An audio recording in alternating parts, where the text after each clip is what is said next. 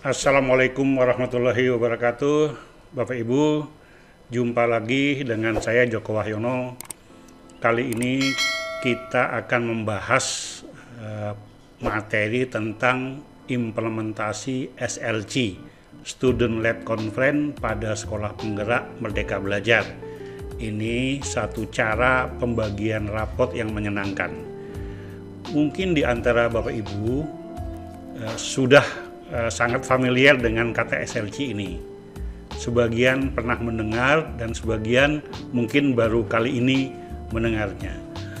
Bapak Ibu, sebelum kita masuk ke SLC, materi SLC, saya ingin Bapak Ibu membayangkan dulu. Katakanlah Bapak Ibu sebagai orang tua murid diundang oleh guru untuk pembagian raport di sekolah. Ya, kondisi sudah di kelas sudah ada sekitar 40-an orang tua yang hadir. Kemudian guru, ya, Bapak atau Ibu guru sedang memberi informasi tentang sekolah. Informasi umum tentang kondisi anak-anak kita dan prestasi-prestasi yang telah ditempuh oleh sekolah. Lalu saat pembagian raport Bapak Ibu, ya, satu-satu dipanggil, diumumkan bahwa inilah yang mencapai 10 besar. Ya, jadi mulai dari peringkat 1, peringkat 2, 3, 4 sampai peringkat 10. Kemudian di antara 10 anak itu, anak Bapak Ibu tidak termasuk di dalam 10 besar itu. Ya. Bapak Ibu tahu bahwa kemampuan anak Bapak Ibu, ya, itu sebenarnya punya kemampuan yang luar biasa. Dia pintar bergaul, dia mengajinya juga bagus, kemudian juga disiplinnya juga bagus, sama orang tua dia patuh, ya. Pokoknya dia sebagai anak yang ideal bagi Bapak Ibu, ya. Namun demikian dia tidak mencapai 10 besar itu. Bagaimana perasaan Bapak Ibu? Tentu kecewa. Dan itu selalu dialami. Setiap pembagian raport, 10 yang selalu mendapat peringkat dan selalu mendapat pujian, ya. Kemudian 30 anak lainnya tidak mendapat kesempatan atau tidak dianggap bahwa mereka mempunyai satu kelebihan. Bapak Ibu, apa yang saya sampaikan ini sebenarnya sudah ada yang protes. Karena apa? Karena di kurikulum tahun 2013 sudah tidak ada lagi sistem ranking gitu ya. Namun demikian, masih banyak sekolah di Indonesia ini yang masih mempertahankan ranking. Ya, mudah-mudahan sekolah Bapak Ibu bukan termasuk di situ. Nah, apa yang saya gambarkan tadi Bapak Ibu, itu adalah ilustrasi pembagian raport yang mengutamakan hasil. Ya, walaupun tidak sistem ranking, tapi hasil belajar setiap semesternya diberitahukan kepada Bapak Ibu. Adakah yang salah di sini? Tidak, ya. Cuman apakah ini cocok untuk kurikulum tahun 2022 nanti? Ya, akan kita ikuti. Bapak Ibu, saya ingin tampilkan slide ini. Ya, nanti akan ditampilkan penuh slide ini. Ini pembagian raport yang fokus pada proses. Ya, kita lihat di sini ada anak menampilkan presentasinya, ada orang tua yang memfoto, ya, dan semua anak adalah anak hebat. Jadi kalau ada 40 siswa, ya, katakanlah satu kelas 40 siswa atau 30 siswa katakanlah. Nah, 30-nya ini anak itu semuanya adalah anak istimewa, anak hebat. Ya, di sistem ini semua anak adalah anak hebat. Katakanlah kita punya 12 mata pelajaran. 12-12-nya itu nanti akan ada siapa yang juara matematika, ada juara bahasa Indonesia, juara bahasa Inggris, dan seterusnya sampai 12. Ya. Kemudian tambah lagi juara disiplin, ya, kemudian juara empati, juara komunikasi, juara disiplin, bertanggung jawab, dan lain-lainnya, itu juga bisa ditambahkan. Sehingga tidak anak yang terlepas. Pasti semua anak punya kelebihan. Nah, di rapot model ini yang mengutamakan pada proses pembelajaran, ya, anak nantinya akan memilih satu, katakanlah dari portofolio yang dia kolek, yang dia kumpulkan, ada satu atau dua hal yang menarik buat dia. Nah, ketika itu hal yang menarik, itu yang akan ditampilkan dalam presentasinya nanti. Nah, bayangkan Bapak Ibu, kalau anak kita tampil, ya, di depan kelas dan menyampaikan bahwa dia telah mempelajari suatu mata pelajaran dengan segala antusiasmenya. Kira-kira perasaan Bapak Ibu gimana? Ya. Nah, dibandingkan yang tadi, anak tadi tidak mendapatkan apa-apa, mungkin yang 20 atau 30 anak tadi, di kelas ini semua anak adalah istimewa. Nah, Bapak Ibu, saya akan mengulas, ya, pembagian rapot yang fokus pada proses ini, ya, saya akan ulas. Itu dinamakan nanti SLC, ya, Student Led Conference. Ya, nanti akan saya bahas secara tuntas. Untuk itu ikuti Bapak Ibu sampai selesai. Mulai dari tujuan akhir, ya, mulai dari tujuan akhir. Jadi tujuannya kita memberikan pembelajaran itu apa?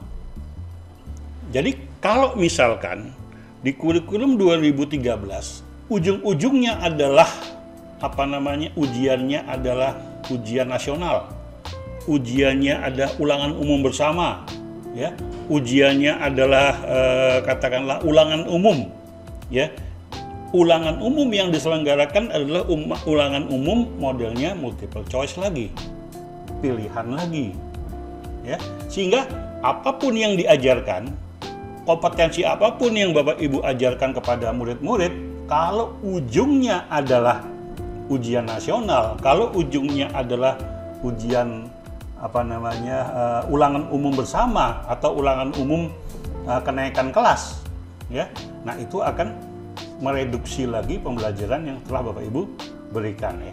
Jadi untuk itu kita coba lagi melihat, ya, sebenarnya apa sih tujuan akhir dari kurikulum 2022 ini, ya. Jadi kita melihat seperti ini. Tujuan akhirnya adalah visi pendidikan kita. Apa yang kita harapkan dari anak-anak kita, ya. Visi pendidikan Indonesia adalah mewujudkan Indonesia maju yang berdaulat, mandiri, dan berkepribadian melalui terciptanya pelajar Pancasila, ya. Seperti apa pelajar Pancasila itu?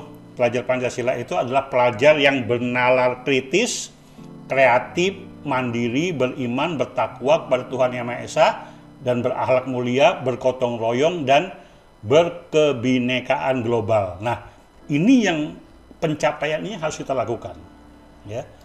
Lalu ada 5, 1, 2, 3, ya, ada 5, saat ini terdapat 5 kelompok tantangan dunia pendidikan yang perlu kita hadapi. Ekosistem, guru, pedagogik, kurikulum, dan sistem penilaian, ya. Ekosistem ini situasi sekarang dan arahan masa depan. Jadi arahan ke depan ini, ekosistem kita mengarahkan bahwa sekolah sebagai kegiatan yang menyenangkan. Jadi situasi sekarang itu sekolah sebagai tugas, ya. Saya tidak membacakan situasi sekarang untuk menghemat waktu.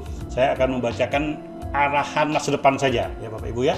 Jadi ekosistem arahan masa depan tentang pendidikan di Indonesia, yang pertama adalah sekolah sebagai kegiatan yang menyenangkan. pimpinan memberikan pelayanan, ya. Kemudian manajemen sekolah yang kolaboratif dan kompeten, ya. Keselarasan pendidikan rumah dan keluarga. Guru, ya. Kalau dulu guru pelaksana kurikulum, saat ini adalah guru sebagai pemilik dan pembuat kurikulum. Guru sebagai fasilitator dan dari berbagai sumber pengetahuan. Ada pelatihan guru berdasarkan praktik, ya. Sementara di PAUD kompetensi meliputi pedagogik dan sosio-emosional. Untuk pedagogik sendiri, pembelajaran berorientasi pada siswa, Ibu, ya. Kemudian pembelajaran memanfaatkan teknologi, pendekatan, bermain adalah belajar bermakna sesuai konteks, ya. Pengajaran ini saya bacakan dulu poin-poinnya. Kurikulum juga begitu, perkembangan fleksibel, kemudian kurikulum berdasarkan kompetensi, fokus pada soft skill, ya, dan pengembangan karakter, ya. Kemudian untuk di taman kanak-kanak di PAUD, ya, transisi mulus dari PAUD ke TK. Nah, untuk sistem penilaian ini Bapak Ibu, saya ingin tekankan kembali untuk sistem penilaian bahwa situasi sekarang ini, ya, penilaian bersifat sumatif. Tadi kalau saya gambarkan tadi bahwa pembelajaran, saya katakanlah pembelajaran situasi sekarang yang bagi rapot berdasarkan nilai akhir itu adalah penilaian-penilaian yang bersifat sumatif. Nah, penilaian bersikap sumatif ini punya kecenderungan menghukum, Bapak Ibu. Ya, saya gambarkan tadi, buat anak-anak yang 10 besar itu tidak masalah, itu sebagai pujian. Tapi 30 anak lainnya adalah merasa dia dihukum. Ya, jadi bagi rapot itu merupakan pengadilan bagi anak-anak.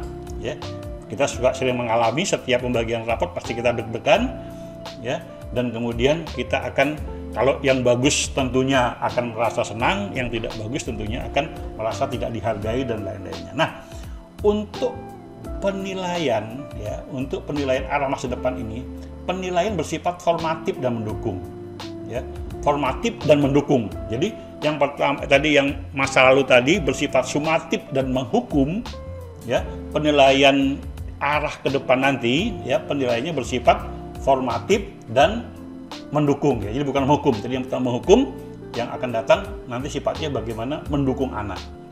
Nah, seperti apa sih sebenarnya penilaian yang mendukung anak itu, gitu ya. Nah, kita lihat Bapak Ibu, kita buat perbedaan dulu antara perbedaan penilaian formatif dan sumatif. Nah, formatif itu dilakukan saat proses pembelajaran. Jadi poinnya adalah proses, ya. Kemudian penilaian sumatif dilakukan pada akhir pembelajaran, ya. Jadi kalau anak melakukan sesuatu kebaikan, anak melakukan sesuatu ini, dia akan mendapat respon nanti ketika akhir semester, ya. Kalau kinerjanya bagus, kalau kelompoknya bisa melakukan sesuatu yang bagus, itu nanti akan dinilai sumatifnya di akhir semester. Sementara di formatif itu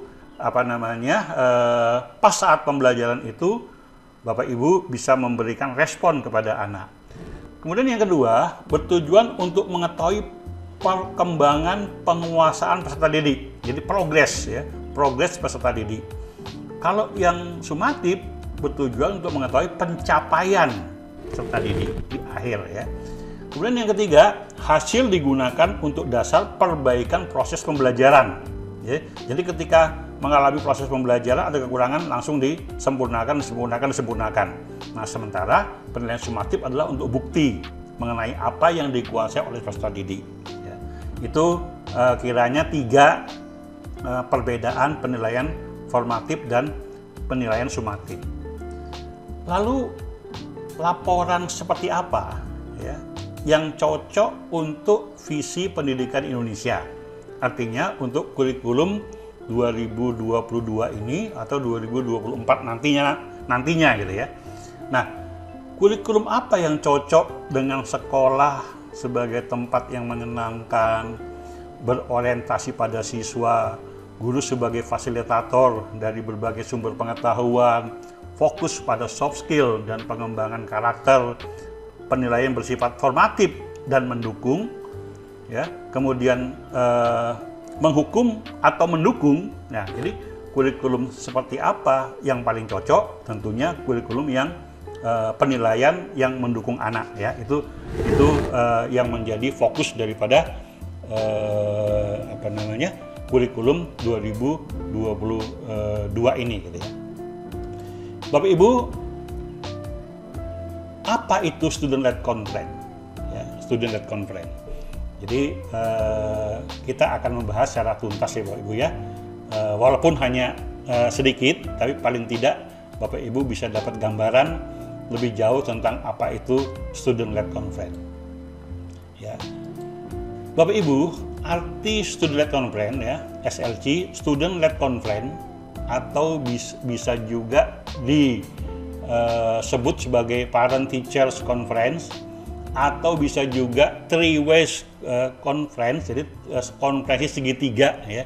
Itu dalam praktik bisa disebut seperti itu. Jadi orang bisa menyebutnya SLC, student-led conference, atau parent teachers conference, atau three ways conference, ya.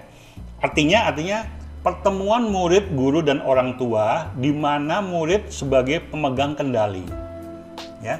Saat SLC, murid mempresentasikan tujuan belajar, pengalaman belajarnya, kebiasaan dan kemampuan sosial, tentunya di bawah bimbingan guru dan orang tua. Ya. Jadi gambarkan atau bayangkan yang tadi saya gambarkan, Bapak Ibu datang ke sekolah untuk menerima hasil belajar. Ya. Sementara di SLC ini bukan guru yang dominan, tapi anak menyampaikan apa? Tujuan belajarnya, pengalaman belajarnya, kebiasaan, dan lain-lain yang dia dapatkan melalui portofolio atau melalui yang lainnya yang bisa disampaikan kepada Bapak Ibu. Jadi ini ada satu format ya Bapak Ibu, ya. Ini salah satu format dari banyak format yang ada dalam student-led conference. Tapi dari satu format ini nanti kita bisa mempersiapkan, ya, guru-guru bisa mempersiapkan apa-apa kira-kira yang harus dipersiapkan oleh murid dan oleh guru dan orang tua, ya, dari student-led conference ini. Nah, ini student-led conference ini ada format, ada form, ya. Ini sebenarnya untuk siswa, ya, harus pegangan siswa, dan siswa harus nanti melakukan rule, ya, melakukan aturan ini, gitu ya. Jadi yang pertama tadi, ya, ini pakai bahasa Inggris saya terjemahkan saja. Yang pertama adalah siswa nanti menyambut kehadiran orang tua pada konferensi dan mengantarkannya ke tempat duduk yang telah disiapkan. Nah, di sini para siswa ini kan sebagai penyelenggara. Dia yang dominan untuk dia yang akan melakukan kegiatan ini secara penuh. Kendali pelaksanaannya SLC ini ada di siswa. Jadi untuk itu, sebagai tuan rumah, ya, walaupun dia datang bersama orang tuanya, tapi dia yang akan menyambut kehadiran orang tua dan pada konferensi ini dan mengantarkannya ke tempat duduk yang telah disiapkan. Nah, artinya Bapak Ibu guru sudah ada semacam role playing, sudah ada peran-peran yang dilakukan untuk menyiapkan tempat di mana orang tua nanti akan duduk, di mana guru akan duduk, dan di mana anak-anak tersebut akan tampil. Itu yang pertama. Yang kedua, perkenalkan orang tuamu kepada gurumu, ya. Nah, jadi setelah dia datang, dia menunggu mungkin beberapa saat, kemudian ketemu dia dengan gurunya, dia perkenalkan, ya, Bapak Ibu guru, ini orang tua saya, ya, Bapak Zainal dan Ibu Zainal, gitu. Ya, ibunya siapa misalkan tadi. Kemudian gitu juga kepada guru, ini guru saya, gitu kan, adalah Bu Ibu siapa misalkan, Ibu A, misalkan, seperti itu. Jadi di sini dia sudah dibiasakan juga untuk bagaimana sosial ya, bersosialisasi untuk bagaimana seharusnya seseorang memperkenalkan diri. Ya, itu juga ada apa namanya? Ada formnya yang harus dia ketahui, standarnya harus dia ketahui. Yang ketiga, jelaskan pada orang tuamu bagaimana kamu memimpin konferensi ini. Jadi, dia jelaskan bahwa selamat datang orang tua, ya, kemudian hari ini kita ada konferensi seperti ini, judulnya ini, ya kan, waktunya sekian menit dan lain-lainnya, dan itu dijelaskan kenapa dia harus memimpin konferensi ini, ya, dan tentunya ini akan juga dipersiapkan dilatih dari gurunya melatih sebelumnya, ya. Jangan tiba-tiba mereka suruh ngomong tidak ada yang disiapkan, tentunya anak-anak akan grogi. Jangankan anak-anak ya, orang dewasa saja kalau tidak disiapkan akan grogi, akan mati gaya istilahnya anak sekarang ya. Yang keempat adalah sampaikan kepada orang tuamu untuk menyimpan pertanyaan sampai konferensi ini selesai. Jadi jangan ketika menyampaikan anak menyampaikan presentasinya orang tua tanya, jangan ya, karena rule-nya diatur bahwa orang tua simpan dulu kalau ada pertanyaan sampai konferensi ini selesai, nanti ada disiapkan waktu untuk bertanya ya. Ini juga rule, aturan main dalam konferensi ini. Kemudian yang kelima adalah berbagi pengalaman belajar di tahun ini. Jadi anak punya portofolio, ya, punya portofolio, nanti menyampaikan hasil portofolio diceritakan. Ya, saya belajar ini, saya suka pelajaran ini, saya belajar ini dapat tantangan baru, saya mendapat ilmu baru tentang ini, dan wah ini adalah kegiatan ini. Nah, dari itu dia bisa memilih satu atau dua, ya, atau anak bisa mempresentasikan satu portofolio yang dia sukai di depan, ya, dia sampaikan melalui pakai seperti seorang presenter, ya, tentunya juga disiapkan PowerPoint-nya, disiapkan LCD proyektornya, ya, atau TV atau apalah yang berhubungan dengan media belajar itu. Nah, disinilah anak diberi kesempatan mereka untuk menyampaikan bahwa mereka telah mempelajari sesuatu di sekolah ini. Yang berikutnya adalah berbagi tentang evaluasi dirimu. Jadi evaluasi diri itu ada formatnya, ya, nanti apa yang dia yang sudah lakukan dan apa yang belum dia lakukan. Tentunya yang dilakukan akan diberi penguatan, yang belum dilakukan tentunya akan diperbaiki, ya.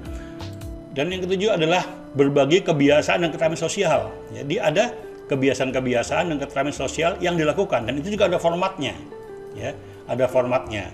Untuk itu anak di sekolah kan tidak hanya belajar akademik, tapi juga mereka berkomunikasi, bersosialisasi dengan teman-temannya. Nah, kebiasaan-kebiasaan ini, ya, tentunya dipotret oleh dipotret oleh gurunya, dipotret oleh anak sendiri, kemudian ini bisa disampaikan. Jadi ada semacam format bakunya yang dia harus sampaikan kepada orang tuanya. Kemudian berbagi tentang tujuan belajar. Nah, academic goal ini, ya, share your academic goal with your parent. Jadi sampaikan tentang tujuan belajarnya, ya. Jadi apa yang menarik dari tujuan belajar, dari apa yang disampaikan melalui portofolio tadi, dia menetapkan bahwa saya akan menyukai pelajaran ini, dan saya akan fokus untuk pelajaran yang dia sukai itu. Jadi itu bisa saja menjadi satu hal bila anak memang sudah mendapatkan sesuatu yang dia senangi, ya. Itu akan menjadi kekuatan anak. Yang kesembilan, sampaikan kepada orang tuamu bahwa mereka dapat membantumu untuk mencapai tujuan tersebut. Nah, Bapak Ibu, kendali masa depan, rencana, ya, tujuan hidup ada di anak. Jadi anak, ya, dia menyampaikan kepada orang tua bahwa orang tua dapat membantu untuk mencapai tujuan saya. Jadi bukan orang tua yang tidak diminta untuk membantu, tapi anak menyiapkan diri untuk minta bantuan kepada orang tua. Nah, ini bagus sekali Bapak Ibu. Yang ke-10, baru sampaikan kepada orang tuamu apakah ada pertanyaan. Nah, di sini baru terbuka diskusi.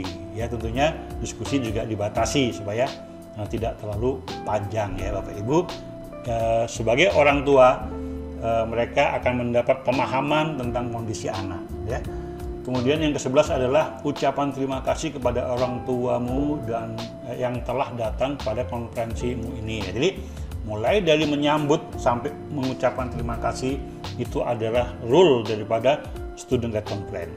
Bapak Ibu sebagai guru tentunya akan menyiapkan ini semua, mulai dari menyiapkan yang namanya portofolio, ya. Jadi setiap anak sudah dipunya binder-binder masing-masing, ya, binder kuit masing-masing, sudah punya bendel-bendel masing-masing, dan nantinya itu yang akan disampaikan kepada orang tua, ya.